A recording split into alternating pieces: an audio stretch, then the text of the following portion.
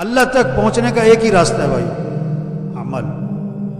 فرائض کے درجے کی چیزیں ان کو پورا کرو، جو حرام کے درجے کی چیزیں ان سے بچو۔ نماز، دیکھو یہ جو رونق ہے نا مسجد میں، یہ کس کی برکت ہے؟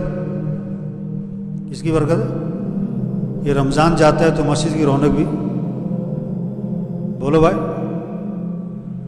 بولو بھائی، یہ بہت سارے رمضانی نمازی بیٹھے ہیں، جیسے حافظ ہوتے ہیں نا، رمضانی حافظ، اس طرح رمضانی نمازی۔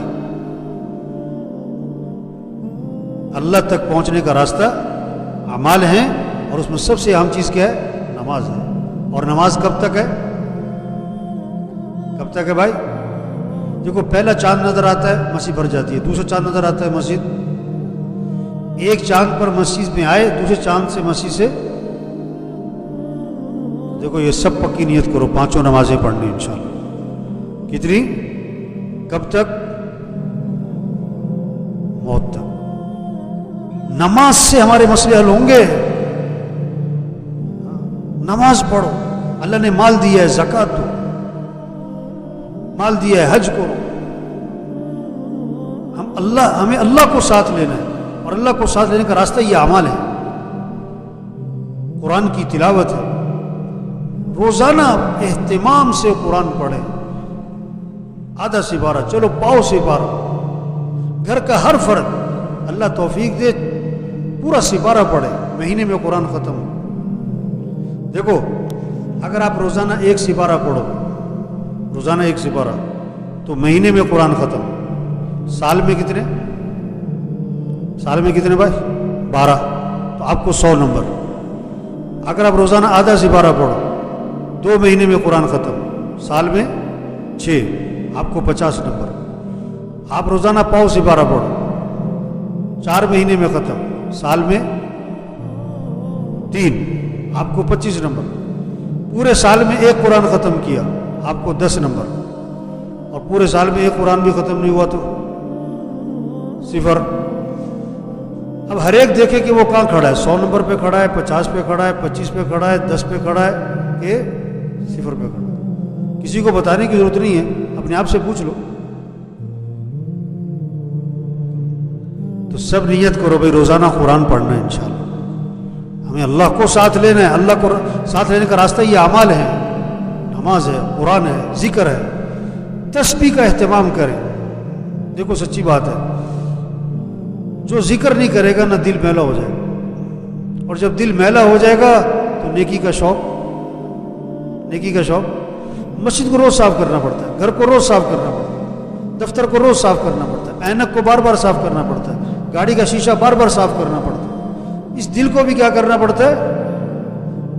دل کو بھی بار بار صاف کرنا پڑتا ہے، غبار چھا جاتا ہے، میل چھا جاتا ہے۔ دل کی صفائی ہے قرآن کی تلاوت سے، دل کی صفائی ہے اللہ کے ذکر سے، دل کی صفائی ہے آخرت کے تذکروں سے، دل کی صفائی ہے موت کی یاد سے، دل کی صفائی ہے استغفار کی کثرت سے۔ جو قرآن نہیں پڑھے گا، ذکر نہیں کرے گا، موت کو یاد نہیں رکھے گا، استغفار کی کثرت نہیں کرے گا، اس کا دل کیا ہو جائے گا؟ میلا۔ اور جب دل میلا ہوگا تو نیکی کا شوق ہی نہیں، نیکی کی طرف رغبت ختم ہو جائے گی۔ بیمار کو میٹھی چیزیں، بولو بھائی، بیمار کو میٹھی چیزیں کیا لگتی؟ کڑوی لگتی۔ بیمار کو عمدہ کھانے اچھے نہیں لگتے، کھانے تو بہت عمدہ ہے، چیز تو بہت میٹھی ہے، وہ خود بیمار ہے۔ جب دل بیمار ہو جاتا ہے تو پھر نماز کا شوق، مسجد جانے کا شوق، رات کو اٹھنے کا شوق، قرآن کا شوق، نیکی کا شوق ختم ہو جاتا ہے۔ تو سب نیت کرو بھائی روزانہ ذکر کرنا ہے انشاءاللہ۔ کتنا؟ کہتے کم از کم تیسرا کلمہ 100 دفعہ صبح، 100 دفعہ شام، استغفار 100 دفعہ صبح، 100 دفعہ، اور درود شریف 100 دفعہ صبح، 100 دفعہ۔ اس پر آئیں، اس پر سب کو لائیں۔ گھر کا ہر فرد، گھر کے ہر فرد کے پاس تسبیح ہونی چاہیے۔ آج موبائل سب کے پاس ہے، 2 ہیں، تسبیح نہیں ہے۔ ذکر کریں، ذکر سے اللہ ہمارے ساتھ ہو، ذکر سے ہمیں اطمینان ملے گا۔ مچھلی کو سکون کہاں ملے گا؟ کیوں بھائی؟ پانی سے نکال کے سونے کے تخت پہ رکھو، 10 لاکھ کے بیڈ پہ رکھو، تڑپے گی۔ دل کو سکون ملے گا اللہ کی یاد سے، اللہ کی یاد سے، ذکر کے بغیر دل کو سکون نہیں ملے گا، نہیں ملے گا، نہیں ملے گا، بے چین رہے گا. ٹینشن ہے جی، ڈپریشن ہو گیا جی، بڑی پریشانی ہے جی. بھئی ذکر کرتے ہو؟ ذکر پر آئے، اس سے زندگی ہماری آسان ہے. اور بھائی اپنے اخلاق اچھے بنائے. آپ صلی اللہ علیہ وسلم نے فرمایا میں تمہیں نماز سے افضل چیز بتاؤں؟ ارے نماز سے افضل؟ دوسری بات فرمائی میں تمہیں روزے سے افضل چیز بتاؤں؟ تیسری بات فرمائی میں تمہیں صدقہ خیرات زکوٰۃ سے بھی افضل چیز بتاؤں؟ اب کان کھڑے ہوتے سب کے. اچھا نماز سے افضل، روزے سے افضل، صدقے سے افضل؟ صحابہ نے اس کے حضور کیوں نہیں، ضرور بتائیں. فرمایا آپس میں اتفاق سے رہنا، پیار محبت سے رہنا، یہ نماز سے، روزے سے، صدقے سے بھی افضل ہے. بہت بڑا طبقہ ہے، بہت نمازیں ہیں، بہت اشراق ہے، بہت تہجد ہے، بہت تلاوت ہے، بہت اعتکاف ہے، بہت اعمال ہے، لیکن جھگڑے جھگڑے، بھائی سے جھگڑا، بہن سے جھگڑا، بیوی سے جھگڑا، اور جھگڑی ہی جا رہے ہیں مستقل، باز ہی نہیں آ رہے. آپ نے فرمایا کہ آپس کی نا اتفاقی یہ موڑ دینے والی چیز ہے. جسے اس طرح بالوں کو موڑ دیتا ہے، اس طرح نا اتفاقیاں، رنجشیں، یہ جھگڑے نیکیوں کو موڑ کے رکھ دیتے ہیں. تو بھائیو یہ جتنے ساتھی بیٹھے نا، جس کا جھگڑا چل رہا ہے، سب نیت کرو جھگڑا ختم کرنا ہے انشاءاللہ. جھگڑا کیا کرنا ہے بھائی؟ کیسے ختم ہوتا ہے جھگڑا کیسے ختم ہوتا ہے؟ آپ سے غلطی ہے معافی مانگ لو، اس نے غلطی کی ہے معاف کر دو، جھگڑا ختم. جھگڑا ختم. آپ سے غلطی ہے تو کیا کر لو؟ معافی مانگو. اس نے غلطی کی ہے تو کیا کرو؟ اس فارمولے پر آ جاؤ تو 1 منٹ میں جھگڑا ختم. اس فارمولے پہ نہیں آؤ گے تو 10 سال تک جھگڑا ختم نہیں ہونا. معاف کرنا سیکھیں. آپ صلی اللہ علیہ وسلم نے فرمایا تم لوگوں کو معاف کرو، اللہ تمہیں معاف کر دے. تم لوگوں کے ساتھ نرمی کرو، اللہ تمہارے ساتھ نرمی کرے.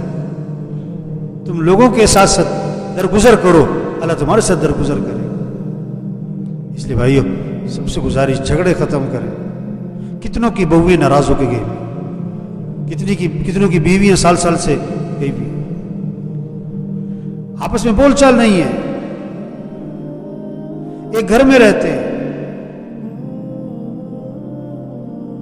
ایک محلے میں رہتے ہیں، بھائی بہت بات نہیں کرتے.